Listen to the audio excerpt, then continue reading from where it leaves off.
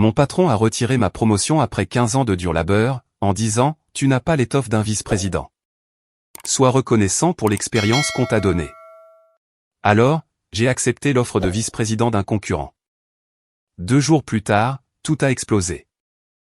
Salut, Reddit. Alors, j'ai passé 15 ans à être le gars que tout le monde appelait quand les choses tournaient mal. Il s'avère que c'était exactement la raison pour laquelle ils ne m'ont jamais promu. Moi, 43 ans, homme, j'ai passé une décennie et demie en tant que coordinateur régional senior chez Bridgewater Freight, à être le gars que tout le monde appelait quand les choses tournaient mal. Un blizzard fermant les cols de montagne pendant la haute saison d'expédition? Appelez Cole. La fumée des feux de forêt clouant au sol la moitié de notre flotte dans le nord-ouest du Pacifique?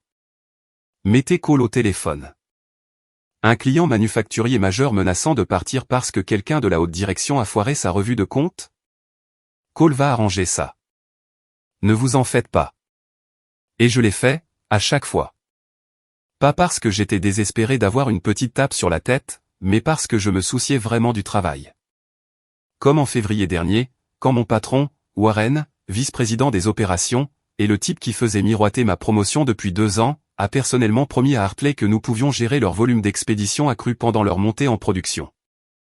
Il a pris l'engagement sans vérifier la capacité, sans revoir les itinéraires, sans demander à quiconque comprenait réellement la logistique. Je l'ai découvert 3 jours avant le lancement, lorsque leur directeur des opérations m'a appelé directement, parce que Warren ne répondait pas à ses emails. J'ai passé 72 heures à reconstruire les horaires, à négocier avec les transporteurs, et à créer un système d'urgence qui nous a évité de faire défaut sur un contrat de 28 millions de dollars. Warren l'a présenté au conseil comme étant sa planification stratégique. Il a eu une prime pour ça. J'avais construit des systèmes de routage à partir de zéro, qui ont permis à cette entreprise d'économiser des millions en pénalités et en inefficacités opérationnelles. Des systèmes que Warren ne pourrait pas expliquer si sa vie en dépendait. Warren savait tout cela. Il m'avait regardé le faire pendant des années pendant qu'il siégeait aux réunions de direction, s'attribuant le mérite de la stabilité que j'avais créée. L'homme ne pouvait pas coordonner un enterrement à 2 voitures sans que quelqu'un lui tienne la main. Mais d'une manière ou d'une autre, il était vice-président des opérations, tandis que je portais le titre de coordinateur régional senior. Un titre qui semblait impressionnant sur le papier, jusqu'à ce que vous réalisiez qu'il venait avec toute la responsabilité, mais aucun des véritables pouvoirs, tout le stress, mais aucune des compensations, toutes les attentes, mais aucune reconnaissance. La promotion au poste de VP avait été agitée sous mon nez pendant 2 ans. 2 ans de on a juste besoin de l'approbation du conseil, et le timing doit être bon, et tu es définitivement le prochain sur la liste. Cole, j'avais commencé à tout documenter vers le 6e mois.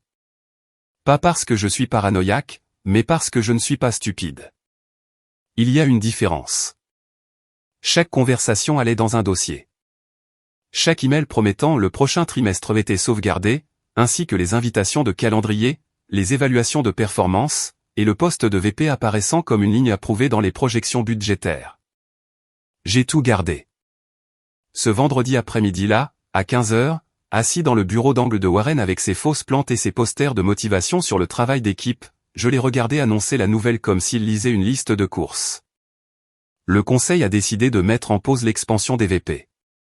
Pressions économiques, ce n'est la faute de personne, c'est juste comme ça que les choses se passent parfois. La salade de mots corporative habituelle, conçue pour faire passer le fait de se faire arnaquer pour une catastrophe naturelle, plutôt que pour un choix délibéré. Pause, j'ai répété. Ma voix était calme, presque amicale. J'ai appris que rien ne déstabilise plus les gens que de rester calme quand ils s'attendent à ce que vous perdiez les pédales. Warren, tu m'as dit que la promotion était déjà approuvée. Tu m'as envoyé une invitation de calendrier il y a 3 semaines. Ligne d'objet, planification de la transition VP. Cole, je l'ai encore. Il a eu l'air pris au piège juste une seconde, comme un enfant qui a oublié que son professeur vérifie vraiment les devoirs. Il s'est vite repris, cependant, haussant les épaules comme si je lui avais demandé pourquoi le distributeur n'avait plus de sneakers, au lieu de demander pourquoi 15 ans de promesses étaient jetés aux toilettes. Les choses arrivent, Cole. Les priorités changent. Les budgets sont réaffectés. Nous devons tous nous adapter. Adapter. Ce mot a résonné différemment. Je m'adaptais depuis 15 ans. Je m'adaptais à faire un travail 2 niveaux au-dessus de mon échelon salarial, m'adaptant à chaque urgence de fin de soirée que les cadres ne pouvaient pas gérer. Je m'adaptais à regarder des gens moins qualifiés se faire promouvoir parce qu'ils jouaient au golf avec les bons gars, ou avaient certaines autres qualités que Warren trouvait précieuses. J'ai posé des questions sur la compensation. Si le titre était retardé, le salaire pourrait sûrement au moins être ajusté pour refléter les responsabilités que j'avais déjà assumées. La réponse de Warren est venue avec ce regard sur son visage, dédaigneux, presque amusé. Tu es excellent pour être le gars qu'on appelle Cole.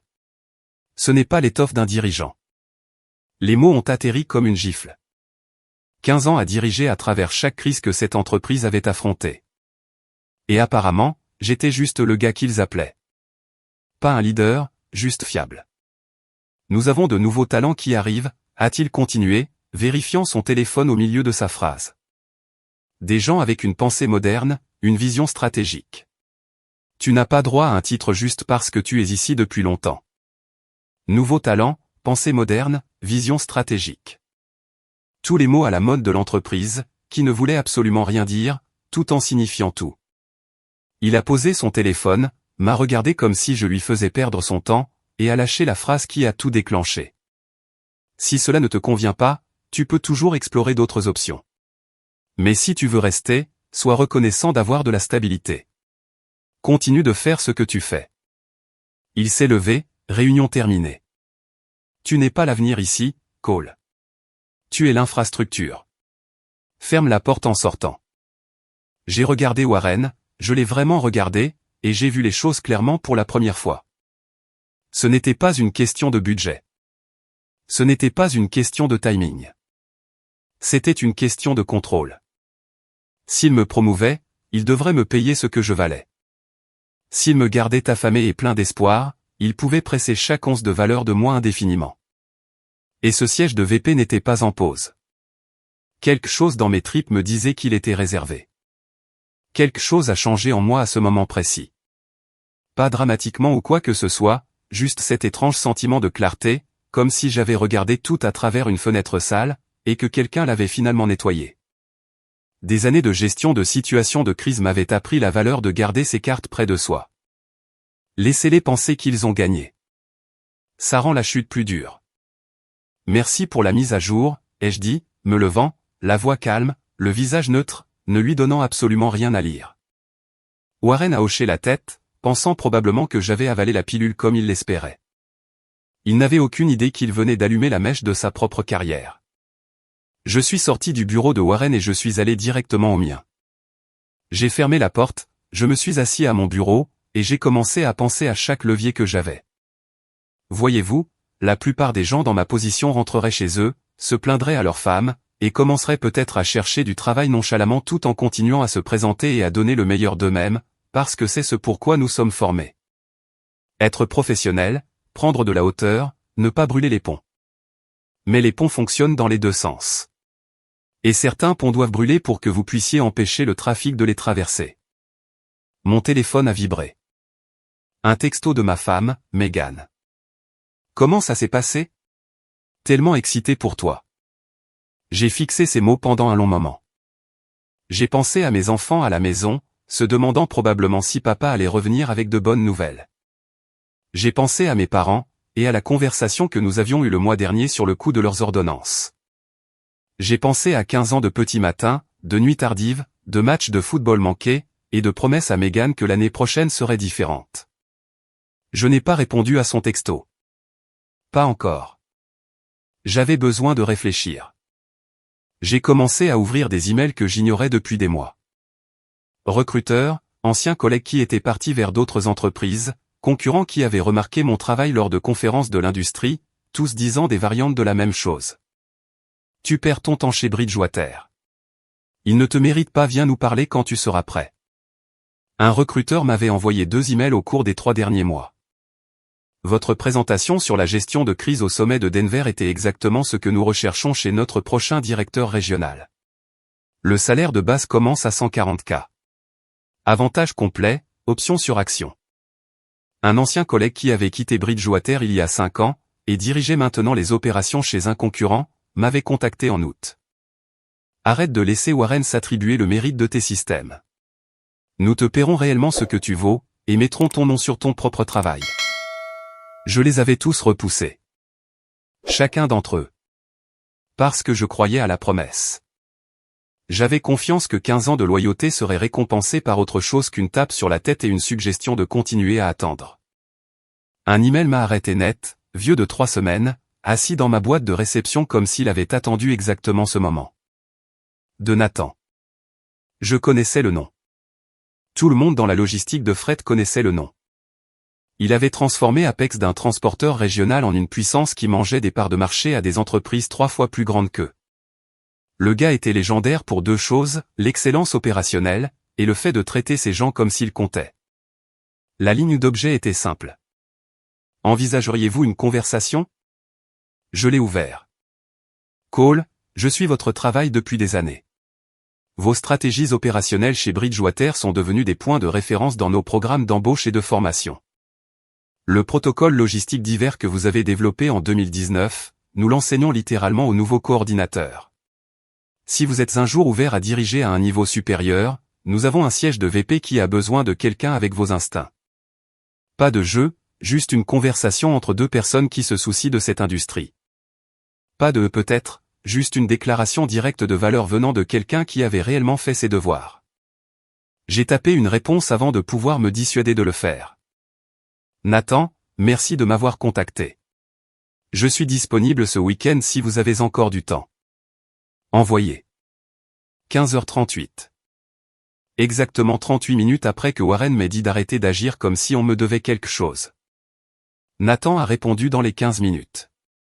Demain matin, 9h30. Siège social d'Apex. J'attendais votre oui. Quand je suis rentré à la maison ce soir-là, Megan a jeté un coup d'œil à mon visage et a su que quelque chose n'allait pas. Les enfants étaient dans l'autre pièce, alors elle m'a tiré dans la cuisine et a attendu. Je lui ai tout dit. La réunion. Warren qui haussait les épaules. La pause qui n'était pas vraiment une pause. Les commentaires sur le fait que je n'étais pas fait pour le leadership. Tout. Elle n'a pas dit grand-chose au début, elle a juste écouté. Quand j'ai eu fini, elle a posé une question. Qu'est-ce que tu veux faire? Je veux arrêter d'être le plan de secours de quelqu'un. Elle a hoché la tête lentement. Alors fais-le. Tu leur as donné 15 ans, Cole. Ils t'ont montré qui ils sont. Crois-les. C'était tout. 15 ans de mariage, et elle savait toujours exactement quand pousser et quand juste assurer mes arrières. Je lui ai parlé de l'email de Nathan, de la réunion demain. Vas-y, a-t-elle dit, écoute ce qu'il a à dire, et garde les yeux ouverts au travail. Parfois, la vérité sort d'elle-même quand tout commence à s'effondrer. Je suis allé au lit ce soir-là en sachant que je me tenais à la croisée des chemins. Pour la première fois en 15 ans, j'ai réellement bien dormi. Le siège social d'Apex semblait appartenir à un univers différent du bâtiment en briques démodé de Bridgewater, avec ses lumières fluorescentes clignotantes et sa moquette qui n'avait pas été remplacée depuis l'administration Clinton. C'était tout en verre et en acier, des lignes épurées, tout était moderne. Le genre d'endroit où l'on pouvait dire, rien qu'en traversant le hall, que les choses fonctionnaient réellement comme elles étaient censées le faire. La réceptionniste m'a accueilli par mon nom avant même que je ne me présente. Chez Bridgewater, l'accueil ne pouvait pas se souvenir de mon nom même après 15 ans. Nathan m'a rencontré à l'extérieur de la salle de conférence. Poignée de main ferme, contact visuel direct, zéro prétention. Il était plus jeune que ce à quoi je m'attendais, peut-être au milieu de la quarantaine, mais il avait la présence de quelqu'un qui avait mérité chaque morceau de sa réputation. Pas de faux sourires, pas de petites conversations d'entreprise sur la météo. Nous nous sommes assis et il a ouvert un dossier. À l'intérieur se trouvaient des impressions de présentation de conférences que j'avais données, un diagramme de processus que j'avais partagé lors d'un sommet régional de logistique, des articles auxquels j'avais contribué pour des publications de l'industrie. Du travail que j'avais partagé parce que c'était du bon travail. Et le bon travail finit par être remarqué. J'ai étudié ton travail pendant des années, a-t-il dit. Le protocole logistique divers que tu as présenté à la Western Freight Conference de 2019, nous l'avons adapté pour nos propres opérations et avons réduit les pénalités de retard de 60%. Le cadre de gestion de crise que tu as publié dans Logistique Carterly, lecture obligatoire pour nos nouveaux coordinateurs. Tu as partagé les meilleures pratiques avec l'industrie gratuitement, pendant que Bridgewater en prenait le crédit, mais ils ne te donneront jamais l'autorité de diriger parce que ton leadership menace le leur. Les gens comme Warren ont besoin que tu restes exactement où tu es, pour qu'ils puissent continuer à prétendre qu'ils sont ceux qui font tenir les choses. Direct, honnête. Pas de double langage corporatif. J'ai apprécié ça. J'apprécie. Vous ne savez pas ce qui s'est passé hier, ai-je dit. Pas besoin. Il s'est adossé à sa chaise. Je sais comment les entreprises comme Bridgewater traitent les gens qui les font réussir.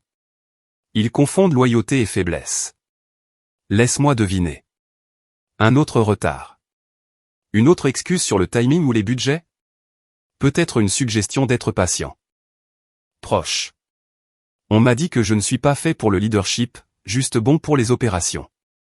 Nathan a presque souri. Pas d'un air suffisant. Juste comme quelqu'un reconnaissant un schéma familier. Ce n'est pas une évaluation de tes capacités, Cole. C'est eux protégeant leur propre médiocrité. Ils ne peuvent pas te promouvoir sans exposer à quel point ils contribuent peu en réalité. Il a fait glisser un dossier sur la table. Pas une promesse. Pas une invitation à attendre les approbations budgétaires. Un vrai contrat imprimé, prêt à être signé. Vice-président des opérations régionales, pleine autorité sur le personnel, la stratégie et la mise en œuvre. Salaire 40% supérieur à ce que je gagnais chez Bridgewater. Des actions de performance qui seraient acquises sur 3 ans. Une prime à la signature qui m'a presque fait m'étouffer. Et quelque chose que je n'avais jamais eu auparavant, la liberté de construire mon équipe sans interférence de gens qui ne comprenaient pas le travail. Je l'ai lu, ça avait l'air solide, plus que solide, en fait. Quand avez-vous besoin d'une réponse? Aujourd'hui serait idéal, a dit Nathan. Mais je comprends si tu as besoin de temps pour y réfléchir. Je n'avais pas besoin de temps. J'avais déjà passé 15 ans à y réfléchir. J'ai pris le stylo et j'ai signé. Nathan m'a serré la main. Encore une chose. Si tu connais de bonnes personnes qui méritent mieux que ce que Bridgewater peut donner, je suis prêt à embaucher. Les bons talents ont tendance à se regrouper autour des gens qui les traitent bien. J'ai pensé à mon équipe, les coordinateurs seniors qui portaient les comptes opérationnels les plus lourds depuis des années sans reconnaissance.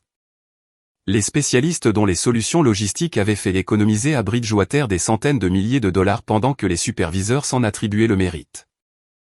Les gens stables et fiables qui maintenaient la coordination technique que la moitié de l'équipe de direction ne comprenait pas. Je n'ai fait aucune promesse. Je n'en avais pas besoin, parce que je savais quelque chose que Warren n'avait jamais compris. La loyauté va dans les deux sens, et Bridgewater était à court de l'un, tout en distribuant l'autre à des gens qui n'avaient mérité ni l'un ni l'autre. J'ai passé le dimanche après-midi à faire quelque chose que je n'avais jamais fait chez Bridgewater. J'ai documenté ma sortie correctement. La plupart des gens écrivent une démission de 2 phrases et s'arrêtent là.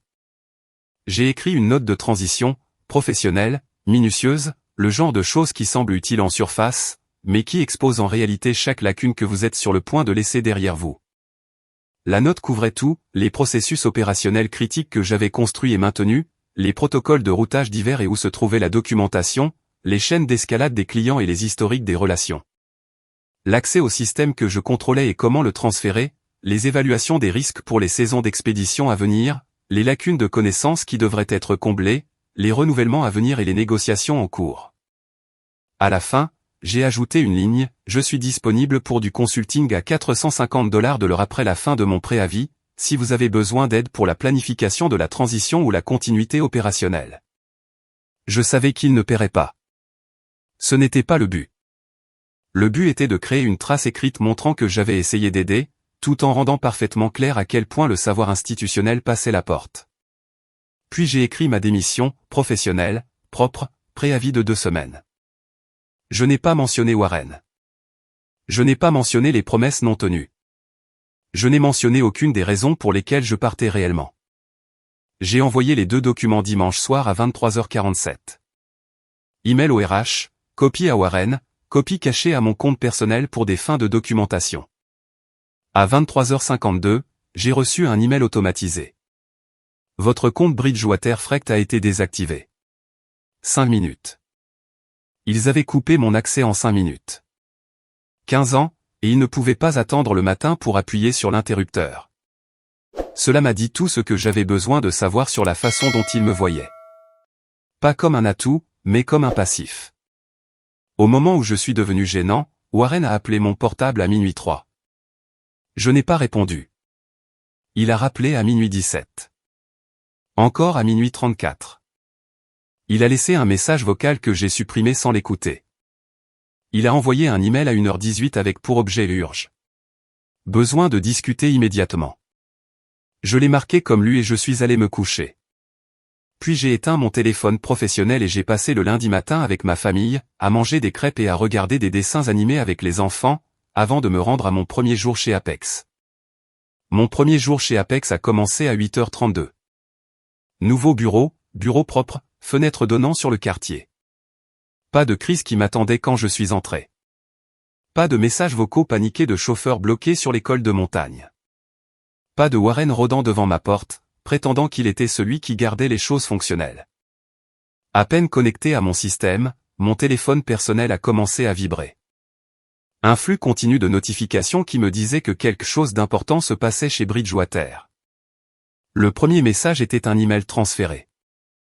Un de mes coordinateurs seniors avait soumis sa démission à 8h07, effective dans 2 semaines. Il m'avait dit une fois lors d'un quart de nuit brutal, « Si jamais tu pars, Cole, je suis juste derrière toi. Je ne suis ici que parce que tu rends ça supportable. » Je n'avais jamais pensé qu'il le pensait littéralement. Apparemment, si. 9h12. Un autre transfert. La démission d'un deuxième coordinateur. Plus courte, plus froide, 0 tentative de l'habiller avec des politesses professionnelles. 2 phrases. Je démissionne avec effet dans 2 semaines. Veuillez traiter mon dernier chèque de paie en conséquence. 9h55.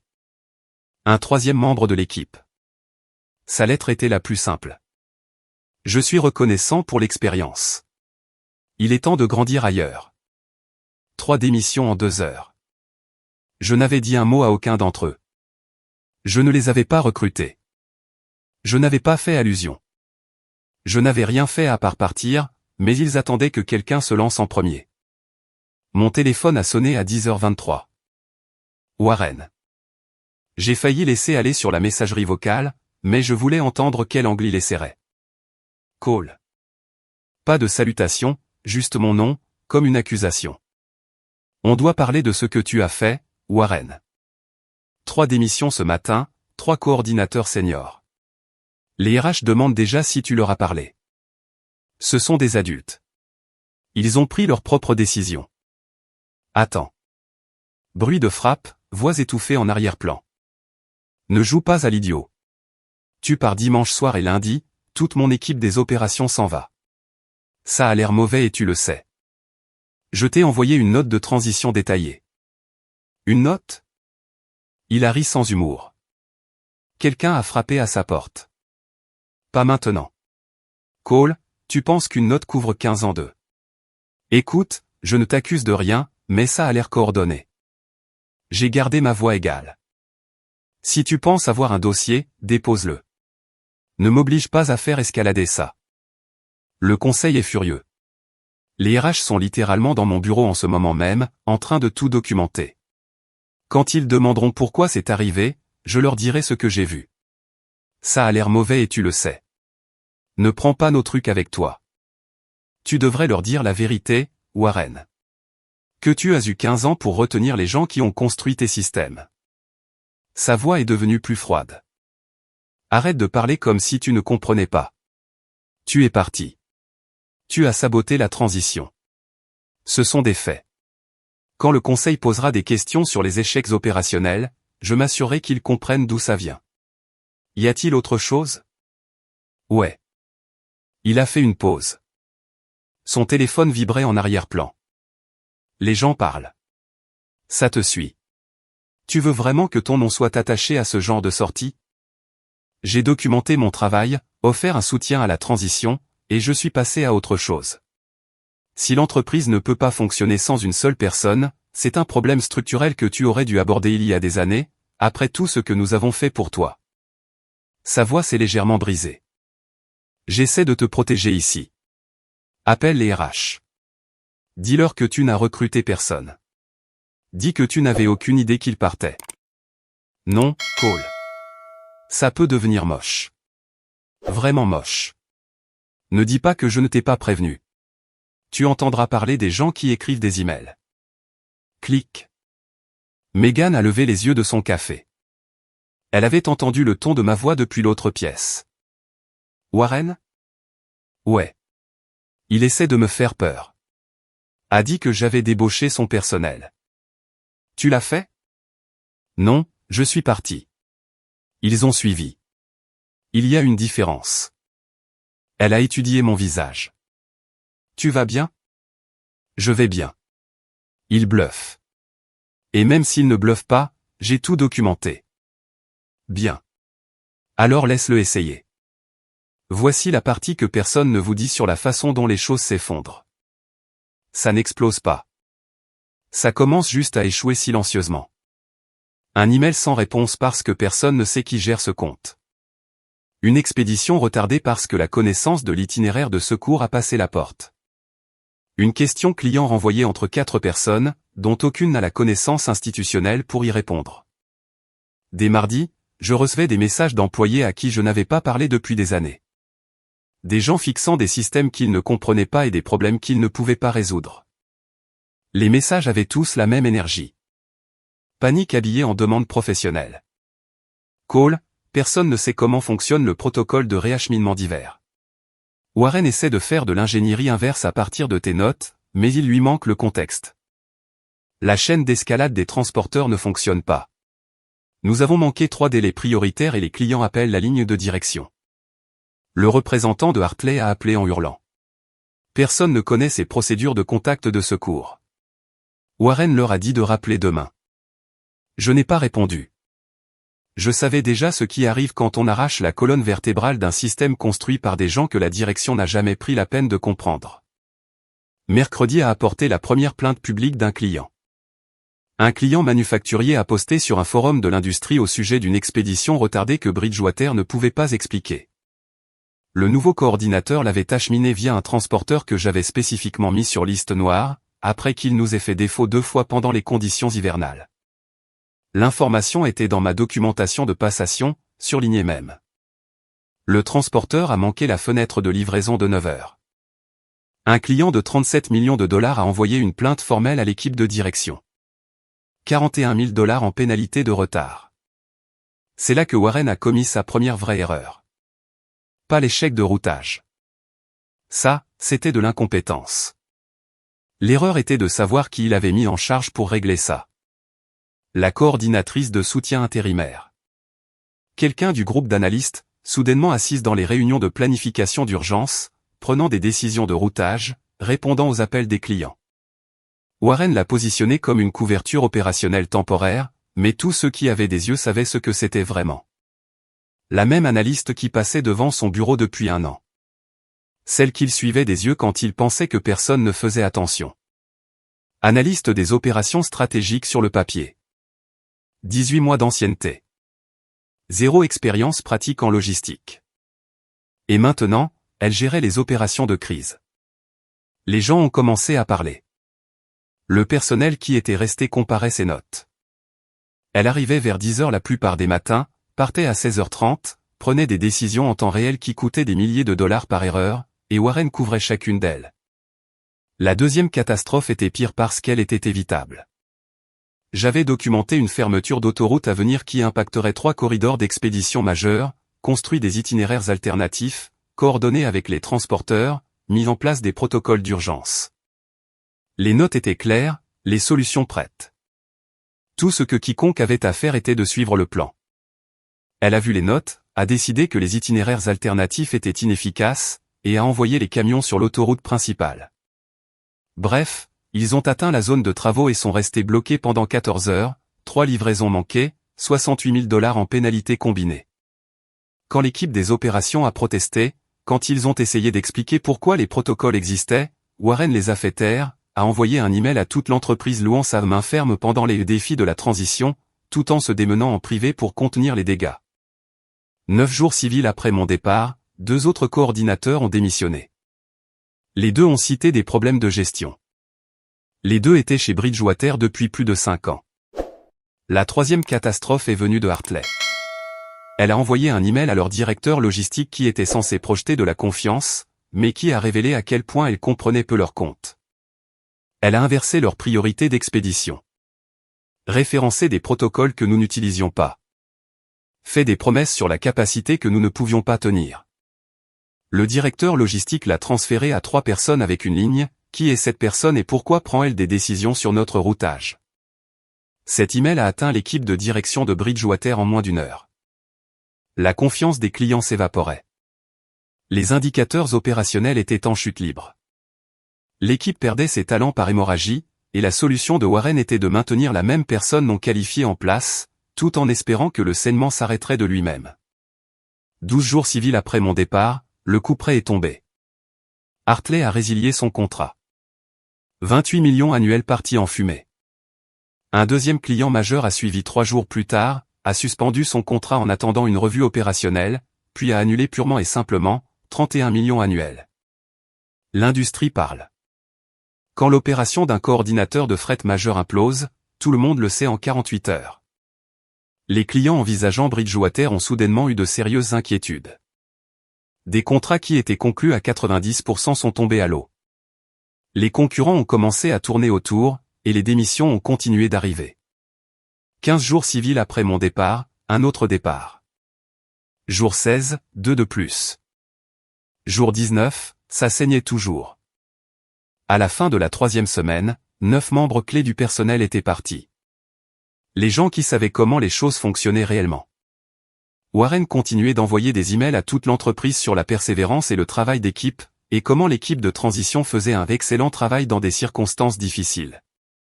Plus personne ne le croyait. Ni le personnel, ni les clients, ni les membres du conseil posant des questions pointues sur ce qui se passait bon sang. L'effondrement n'était pas dramatique.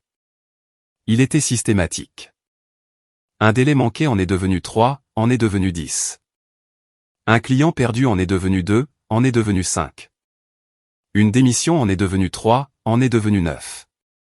Quelque part dans tout ce calcul, Bridgewater est passé d'une opération stable à une entreprise en crise. Tout cela parce que Warren avait passé 15 ans à prioriser les mauvaises choses. Le deuxième appel est arrivé 3 semaines après que Warren m'ait dit que je n'avais pas l'étoffe d'un dirigeant. Quand j'ai vu son nom à 14h47 un jeudi, je savais exactement ce que c'était. Je l'attendais, regardant l'effondrement à distance et me demandant combien de temps avant que la panique ne l'emporte sur l'orgueil. Je l'ai laissé sonner 3 fois. Pas par méchanceté. Je voulais juste qu'il ressente chaque seconde de ce poids. Warren. Cole. Sa voix avait changé. Moins contrôlé, plus à vif. Le son d'un homme qui avait combattu des incendies toute la semaine et admettait enfin qu'il ne pouvait pas les éteindre. On doit parler. D'accord. Silence, comme s'il s'était attendu à ce que je comble l'espace ou rende ça plus facile. Je ne l'ai pas fait. En personne. Je peux venir te voir où tu veux, aujourd'hui, demain, quand ça t'arrange.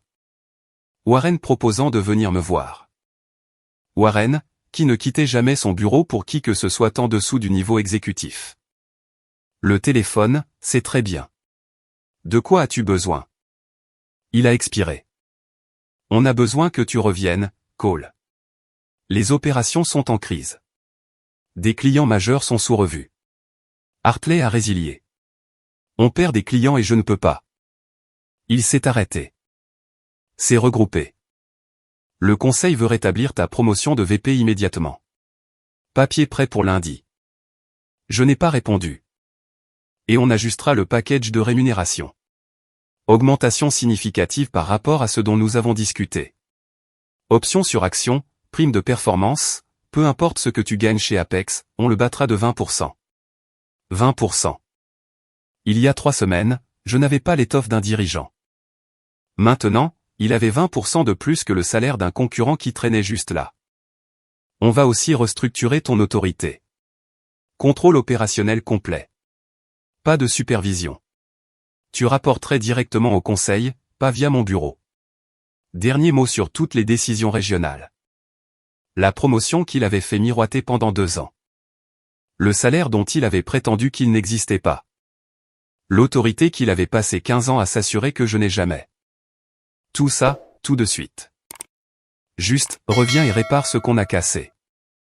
Warren, je t'ai envoyé une note de transition détaillée il y a 2 semaines. L'as-tu lu? Pause. Nous l'avons revue, mais... As-tu donné suite à l'offre de consulting? $450 de l'heure pour l'assistance à la transition. C'était dans la note aussi.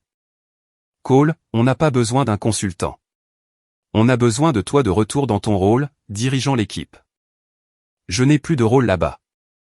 J'ai démissionné. Je suis VP chez Apex maintenant. Alors on s'alignera sur ton titre. Vice-président complet, opération, pas coordinateur, pas responsable régional. Le vrai poste, celui que tu aurais dû avoir il y a des années. Aurais dû avoir il y a des années. Il l'a vraiment dit. Si j'aurais dû l'avoir il y a des années, pourquoi ne l'ai-je pas eu? Silence. Le genre lourd qui vous dit que quelqu'un vient de marcher dans un piège qu'il a lui-même tendu. Les choses sont différentes maintenant. La situation a changé. Tu veux dire que tu as besoin de moi maintenant? C'est ce qui a changé. Il y a 3 semaines, tu m'avais et tu ne voulais pas payer pour ça. Maintenant tu ne m'as pas, et tu paieras n'importe quoi. Ce n'est pas un changement dans ma valeur, Warren. C'est juste toi comprenant enfin ce qu'elle valait depuis le début. Cole, s'il te plaît, juste. Parlons de ça. 30 jours. Reviens pour 30 jours. Aide-nous à stabiliser. Forme les nouveaux coordinateurs. Après ça, si tu veux toujours partir, on organisera une transition qui a du sens. 30 jours, me faire revenir dans le bâtiment. M'enterrer sous les urgences. Laisser la culpabilité et l'obligation faire leur travail. 30 jours deviennent 60, deviennent permanents. Je ne suis pas intéressé à revenir, Warren. Pas pour 30 jours, pas pour n'importe quelle somme d'argent. Je construis quelque chose chez Apex, quelque chose qui valorise réellement le travail que je fais. L'équipe intérimaire est en cours de restructuration. On fait venir des coordinateurs expérimentés, des gens qui connaissent réellement les systèmes. Tu n'aurais pas à gérer le chaos de la transition. Équipe intérimaire, pas elle spécifiquement, juste assez vague pour sonner comme une décision commerciale, tout en admettant quand même que sa solution avait échoué de manière spectaculaire. C'est une décision de dotation interne, Warren. Ça n'a rien à voir avec moi. Ça a tout à voir avec. Il s'est arrêté. Écoute, je sais que j'ai fait des erreurs. Je sais que le timing était mauvais. Je sais que j'aurais dû gérer ta promotion différemment, mais on peut arranger ça. On peut rendre ça juste. Non, tu ne peux pas rendre ça juste. Tu peux rendre ça profitable pour moi, peut-être. Tu peux rendre ça coûteux pour toi, certainement, mais tu ne peux pas rendre ça juste. Cette opportunité s'est fermée il y a 3 semaines, quand tu m'as dit que je n'avais pas l'étoffe d'un dirigeant. Cole. Je t'ai envoyé la note de transition. J'ai offert du consulting à un tarif équitable. Tu as des options pour aller de l'avant. Elle n'inclut juste pas mon retour. Le conseil pose des questions sur les départs, sur les contrats. Ils font venir des auditeurs. Ils vont vouloir savoir pourquoi c'est arrivé, ce que je vais leur dire. J'ai senti quelque chose de froid s'installer dans ma poitrine. Il essayait de faire passer son enquête pour mon problème. Dis-leur la vérité. Dis-leur que tu as eu 15 ans pour promouvoir les gens qui ont construit ta stabilité, et que tu as choisi de ne pas le faire. Dis-leur que tu as priorisé d'autres choses. Dis-leur ce que tu veux, Warren. Je n'ai rien à cacher. Je ne voulais pas dire. Ce n'est pas ce que je voulais dire. C'est juste. Je sais ce que tu voulais dire, et la réponse est toujours non. Bonne chance avec la transition. J'ai raccroché avant qu'il ne puisse répondre. Megan a envoyé un texto ce soir-là. Tu vas bien? Ouais. Warren a appelé, m'a tout offert. J'ai refusé. Bien. Tu mérites mieux que tout venant de gens qui auraient dû te donner quelque chose quand ça comptait. Elle avait raison, comme toujours. Ce que je ne savais pas pendant cet appel, c'est que le conseil d'administration de Bridgewater avait déjà commencé à poser les questions dont Warren avait peur. Quand vous perdez près de 60 millions en contrat en 3 semaines, les conseils deviennent curieux. Quand 9 employés clés démissionnent dans la même période, ils deviennent investigateurs. L'entreprise a fait venir des auditeurs externes le lendemain de l'appel de Warren. Réponse de crise standard. Ils cherchaient des échecs opérationnels, des ruptures de processus, tout ce qui pourrait expliquer l'effondrement. Ce qu'ils ont trouvé, c'est un modèle. Warren avait pris des décisions de dotation et de promotion qui ne s'alignaient pas avec les indicateurs de performance, des projets assignés à des personnes non qualifiées, des employés très performants ignorés, des ressources allouées de manière qui n'avaient aucun sens opérationnel. Quand ils ont commencé à regarder les enregistrements de mai, ils ont trouvé des modèles de communication qui ont immédiatement levé des drapeaux rouges. Rien de ce que je leur avais envoyé, rien que je n'avais divulgué, juste la diligence raisonnable standard de l'entreprise découvrant ce qui se passe quand les gens deviennent négligents avec les systèmes de l'entreprise. L'équipe juridique du conseil s'est impliquée. Les RH ont lancé une enquête formelle, le genre qui arrive quand une entreprise essaie de comprendre si des décisions de direction ont été prises pour des raisons commerciales ou personnelles. J'ai découvert tout cela plus tard, par des gens encore chez Bridgewater qui observaient les retombées. 4 semaines après que Warren m'ait dit que je n'avais pas l'étoffe d'un dirigeant, les RH de Bridgewater ont appelé pour demander si je voulais participer à un entretien de départ. Procédure standard, ont-ils dit, essayant juste de comprendre les départs récents. J'ai failli dire non, mais quelque chose m'a fait accepter. L'entretien a été mené par une entreprise externe, pas les RH internes de Bridgewater. Cela m'a tout dit sur le sérieux de la situation. L'intervieweuse était professionnelle, minutieuse, a posé de bonnes questions sur ma décision de partir. La plupart des questions étaient standards, rémunération, environnement de travail, relation avec la direction. Puis elle a posé des questions sur la promotion VP. Je m'en suis tenu au fait. Je lui ai parlé du calendrier de 2 ans, des retards répétés, de la réunion où Warren a dit que le poste était en pause. J'ai mentionné l'invitation de calendrier qu'il avait envoyée 3 semaines auparavant, intitulée « Planification de la transition VP », et comment cela ne s'alignait pas avec son affirmation selon laquelle le conseil avait mis en pause l'expansion. Puis elle a demandé si j'avais des préoccupations concernant les processus de prise de décision chez Bridgewater. J'ai pensé à l'analyste arrivant en retard, partant tôt, produisant peu de substance, étant protégée d'une manière ou d'une autre, aux yeux de Warren la suivant quand elle passait devant sa porte vitrée, à elle étant poussée dans mon rôle malgré une expérience opérationnelle nulle. Puis j'ai pensé à Warren la défendant pendant que l'entreprise perdait de l'argent, à 15 ans de décisions qui n'avaient aucun sens commercial. Vous devriez examiner les conflits d'intérêts dans les décisions de dotation en personnel et de promotion, ai-je dit prudemment, particulièrement autour du rôle de VP et des affectations opérationnelles intérimaires subséquentes. C'était tout. Une phrase, pas d'accusation, pas de détails, pas de drame, juste une observation professionnelle que tout enquêteur compétent suivrait. L'intervieweuse a pris une note, m'a remercié pour mon temps. L'appel s'est terminé. Je suis retourné travailler chez Apex et je n'y ai pas beaucoup pensé. 2 semaines plus tard, Warren a été licencié. Pas démissionné tranquillement, pas transitionné gracieusement, licencié pour faute.